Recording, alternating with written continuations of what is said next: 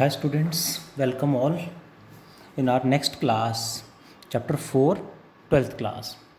Our next topic is torque on a rectangular coil when placed in external uniform magnetic field. Let us start. External magnetic field में जैसे coil को रखेंगे, current carrying coil को रखेंगे, torque कैसे और कितना प्रोड्यूस हो जाएगा, ध्यान से समझेंगे. Let us first draw the diagram. Let there is a rectangular coil like this, shown in the diagram like this.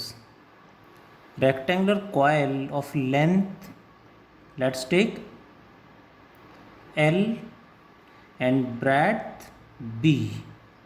Length L and breadth B. Carrying a current I like this. Carrying a current I like this in anti-clockwise direction. Placed in an external uniform magnetic field B, as shown in the figure like this. Magnetic field B के अंदर coil को इस तरह से रखा है so that angle between the plane of coil and magnetic field is theta. What is theta? Angle between plane of coil and magnetic field, and normal to plane of coil, n means normal to the plane of coil makes an angle alpha with the magnetic field. So which one angle we should remember, which one angle is more important, ये हमें देखना है. We know well, diagram में ध्यान से देखें तो what is theta plus alpha? Sum is 90 degree. यहाँ पे ध्यान रखेंगे थीटा क्या है, अल्फा क्या है, ये हमें ध्यान रखना पड़ेगा. What is alpha? Angle between, alpha is more important, हर जगह फॉर्मूले में अल्फा यूज करना है. Angle between magnetic field and normal to the plane of coil. Angle between magnetic field and normal यानी perpendicular to plane of coil, यानी जिसे हम एरिया वेक्टर बोलते हैं. प्लेन ऑफ कॉयल के परपेंडिकुलर यानी कॉयल का जो एरिया वेक्टर होगा, परपेंडिकुलर जो होगा, वो मैग्नेटिक फील्ड के साथ कितना एंगल बना रहा है, that is alpha. And what is theta? Theta is the angle between magnetic field and plane of coil. Hope you understand. Which one is more important? Alpha. Alpha को हमें हर जगह use करना है. परपेंडिकुलर यानी normal के साथ angle देखना है मैग्नेटिक फील्ड का. अब सॉल्व करते हैं. Let the coil is named A, B, C, D. What is the magnetic force on the all four wires? This loop will be what? Combination of four wires. So magnetic force on the wire, first let us calculate AD. इस wire पे कितना force लगेगा? What is the formula for magnetic force on a current carrying wire? Formula is I L B sine theta. I into इसका length is B, small B, into I into length into magnetic field into sine of angle between current and magnetic field. ध्यान देंगे current और field के बीच में angle क्या होगा? This one. What is this? 90 plus alpha. ध्यान रखें हमें आंसर अल्फा की टर्म्स में हर जगह यूज़ करना है, सो अल्फा को ही यूज़ करें हर जगह. So it can be written as I B capital B sine 90 plus alpha is cos alpha. Direction क्या होगी? वही राइट हैंड थंब रूल. इस पूरी वायर पे मैग्नेटिक फोर्स ऊपर की तरफ लगेगा. This is the magnetic force on the wire A B. क्या लिखेंगे इसको? अपवर्ड्स. फोर्स किधर लग रहा है? अपवर्ड डायरेक्शन में फोर्स लग रहा है. कैसे आया? एक्चुअली जो कॉयल है, ध्यान देंगे कॉयल ऐसे नहीं रखी हुई है. यदि हम डायग्राम में देखें तो कॉयल कुछ एंगल पे ऐसे रखी हुई है. मैग्नेटिक फील्ड ऐसे नहीं है कॉयल, ऐसे है कॉयल कुछ एंगल पे, थीटा एंगल पे ऐसे है. तो ऐसे में इस पूरी साइड जो होगी, ये साइड ऐसे होगी, इस पर मैग्नेटिक फोर्स इधर लग जाएगा. इस पूरी साइड पे मैग्नेटिक फोर्स इधर लगेगा. 3D डायग्राम में ध्यान से समझना पड़ेगा. Similarly, magnetic force on the wire BC, इस वायर पे कितना फोर्स लगेगा? Formula is same, I length L की वैल्यू बी के इक्वल है, I L B sine of angle between current and magnetic field, current इधर है, मैग्नेटिक फील्ड इधर, यानी ये एंगल ऑब्वियसली ये तो थीटा है, ये तो थीटा है, बट हमें आंसर किस टर्म्स में चाहिए, एल्फा की टर्म्स में। एल्फा की टर्म्स में क्या होगा, हमें तो ये एंगल चाहिए, इसकी वैल्यू एल्फा की टर्म्स में आएगी, थीटा की वैल्यू होगी 90 माइनस एल्फा, क्योंकि आंसर हमें एल्फा की टर्म्स में चाहिए, ध्यान रखेंगे please. I small B capital B sine 90 minus alpha is cos alpha, what is its direction, इस वायर के हर पॉइंट पे मैग्नेटिक फोर्स इधर लगेगा, by what, right hand thumb rule, this direction is downward, क्या लिखेंगे, डाउनवर्ड्स, दैट इज, कौन सा फोर्स ज़्यादा है, ऑब्वियसली ध्यान से देखें तो दोनों फोर्स क्या हैं, इक्वल एंड अपोजिट, बहुत बढ़िया, कुछ बच्चों ने आगे इससे नेक्स्ट स्टेप भी भेज दिए, what will we write, as the magnetic force on the wire AD and magnetic force on the wire BC are equal, both are equal and opposite, दोनों equal हैं, opposite हैं, and having what, having same line of action or different, बहुत बढ़िया, कुछ बच्चों ने answer भेजा having same line of action, having same line of actions, अब लाइन ऑफ एक्शन सेम होंगे तो क्या होगा, and having same line of action and cancel out, line of action same होगा तो कैंसल आउट कर देंगे, ऐसा क्यों होगा समझते हैं ज़रा, जैसे इस पेन को ले लेते हैं, इस पर जितना फोर्स इधर उतना ही इधर, what is the net force, 10 newton इधर 10 न्यूटन इधर, they are equal and opposite and having same line of action, cancel out, इस पे नेट फोर्स जीरो, क्या रोटेट करेगा, नो, टॉर्क भी जीरो, क्योंकि लाइन ऑफ एक्शन सेम है, इसी पे इधर फोर्स लगा दे 10 न्यूटन, इधर फोर्स लगा दे 10 न्यूटन, तो ये 10 न्यूटन ऐसे खींचेगा और ये 10 न्यूटन ऐसे खींचेगा, देखो ध्यान से, अब भी इक्वल एंड अपोजिट है, ये 10 इधर ये 10 इधर, अब भी इक्वल अपोजिट है, कैंसल आउट कर देंगे, but line of action different है, सो रोटेट करा देंगे, यानी टॉर्क प्रोड्यूस कर देंगे। अब नेक्स्ट स्टेप पे चलते हैं, magnetic force on this side and this side are equal and opposite and having same line of actions, cancel out, now what is the magnetic force on the wire A B, इस wire पे कितना force लग रहा है, formula is again same, I into length L, magnetic field B into sine of angle between current and magnetic field, that is 90, sin 90 1, so it becomes ILB, what is direction, it will be outwards, कैसे आया, by right hand thumb rule, वही current इधर है field इधर है, current से field की तरफ ऐसे राइट हैंड फिंगर्स को, राइट हैंड की फिंगर्स को ऐसे घुमाना है, ऐसे घुमाना है, तो टॉर्क फोर्स ऊपर की तरफ लगेगा, ऊपर को क्या देखो, इसको लिखा हमने अपवर्ड, बट जो ऊपर की तरफ होगा उसे लिखा आउटवर्ड, ध्यान देंगे दोनों डिफरेंट हैं, दोनों का मतलब हमें पता होना चाहिए।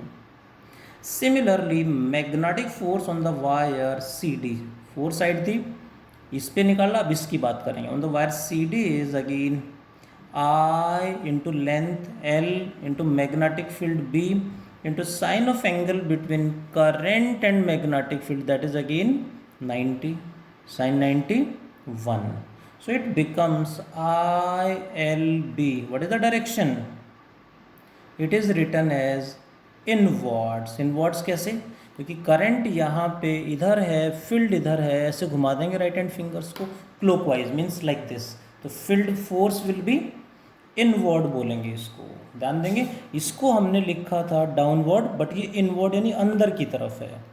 नाउ यदि मैं डायग्राम पे फिर से जाऊं तो इस पे फोर्स इधर था, इस पे फोर्स इधर था, ये कॉयल मान लेते हैं ऐसे rectangular coil, these are equal and opposite and having same line of action, cancel out, but यहाँ फोर्स ऊपर लग रहा है और यहाँ फोर्स नीचे लग रहा है, ये ऊपर जो फोर्स लग रहा है इस साइड को ऊपर खींचेगा और इस पर नीचे लग रहा है इसको नीचे घुमाएगा, इसको ऐसे रोटेट कर देगा, यानी कॉयल ऐसे थी ऐसे रोटेट कर देगा, क्यों रोटेट करेगा, देखें ज़रा, इस साइड पे फोर्स ऊपर लग रहा है, इस पे नीचे लग रहा है, अंदर की तरफ लग रहा है, as the magnetic force FAB and FCD are, देखो अब भी इक्वल हैं, अपोजिट हैं, बट लाइन ऑफ एक्शन अब सेम नहीं, वहाँ सेम थे, having are equal and opposite and having what, different lines of action, ये मेन पॉइंट है, and having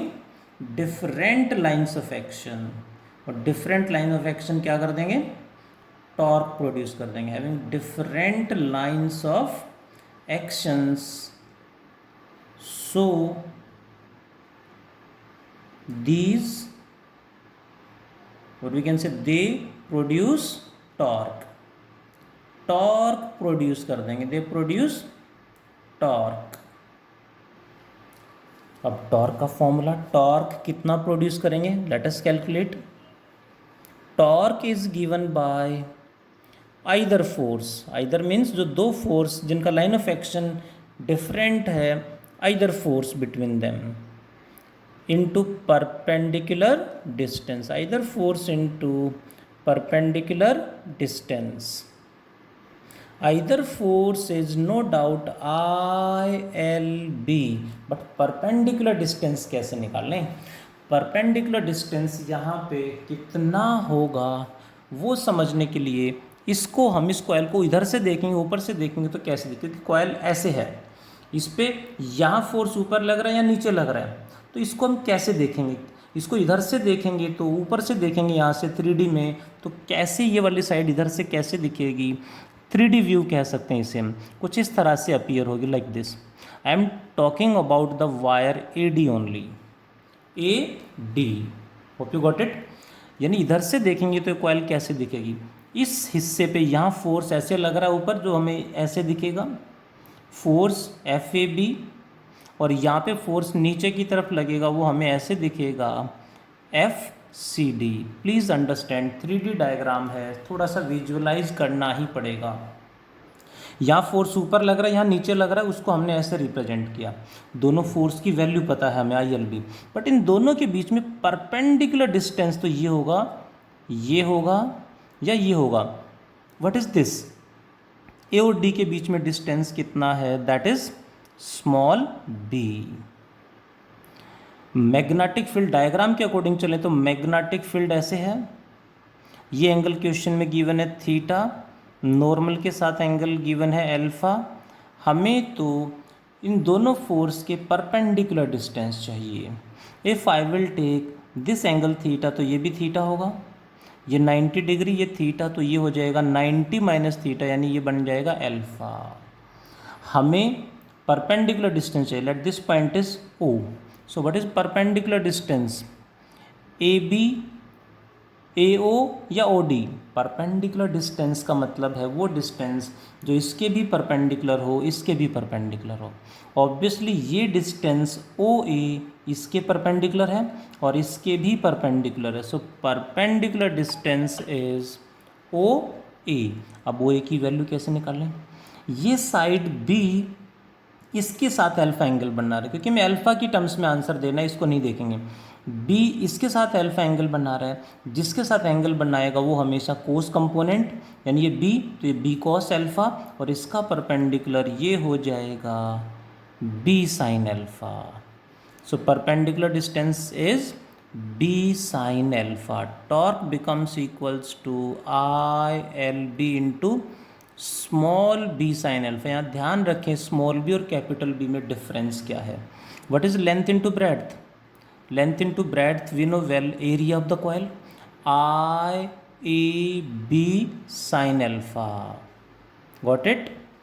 for one turn, एक ही टर्न है, 2 टर्न हो इंटू 2, 3 टर्न हो इंटू 3, एंड n टर्न्स हो तो, यानी for n turns what is the magnetic field, same रहेगा, but what is the torque, for n turns torque becomes equal to n times, that is NIAB sine alpha. This is the formula for torque. Either force into perpendicular distance में value put की, यह आ गया, for one turn, for n turns n से multiply कर दिया। Where length into breadth is area, ए क्या है यहाँ पे, A is the length into breadth is area of the loop और कॉयल। इस लूप का कॉइल का एरिया, इसमें हमने इसी चैप्टर के स्टार्टिंग में पढ़ा था NIA is represented by capital M known as magnetic dipole moment. NIA को क्या बोलते हैं? Magnetic dipole moment M। So final formula is MB sine alpha. Vector form में कैसे लिखेंगे? बहुत बार पढ़ चुके हैं। साइन अल्फा जहाँ भी आ गया क्या करेंगे? ऑलवेज क्रॉस प्रोडक्ट आएगा, M cross B। It can not be written as B cross M। ध्यान देंगे M क्रॉस B ही लिखा जाएगा हमेशा, क्योंकि क्रॉस प्रोडक्ट में कॉम्यूटेटिव लॉ नहीं होता, उल्टा नहीं लिख सकते। सो M क्रॉस B ही आएगा। If alpha is 0 degree sine 0 0 torque becomes 0। If alpha is 90 degree sine 90 1। So torque becomes equals to M into B। This is the maximum torque, यानी maximum torque कभी भी बोलें तो alpha 90 degree, value is MB, M is NIA। So torque का general formula हमारे सामने है, important topic है, कई बार बोर्ड एग्जाम में आ चुका है।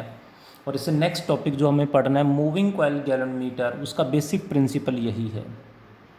इस डेरिवेशन में सबसे बड़ी प्रॉब्लम है 3D विजुअलाइजेशन। 3D डायग्राम है, कॉइल ऐसे नहीं, कॉइल ऐसे रखी हुई है। अब ऐसे में इस साइड पे फोर्स इधर कैसे लग गया, इस पे फोर्स इधर कैसे लग गया, यहाँ फोर्स अंदर की तरफ है, यहाँ ऊपर है, और फिर परपेंडिकुलर डिस्टेंस जो है वो कैसे मेजर करें, इसको इधर से देखेंगे, ऊपर से इसका 3D व्यू कैसा आएगा, वो थोड़ा सा समझने में दिक्कत होती है कई बार। सो रिक्वेस्टिंग इसको एक बार अच्छे से प्रैक्टिस करें, ध्यान से इस पे बेस्ड न्यूमेरिकल्स करें। If any doubt you have you can talk to me. That is about the torque on a rectangular coil when placed in external uniform magnetic field. मैं फिर रिपीट कर दूं, आंसर में हमेशा अल्फा को ध्यान रखना है, परपेंडिकुलर यानी नॉर्मल के साथ एंगल देखना है। Got it? आज इतना ही पढ़ते हैं। Thank you all, take care.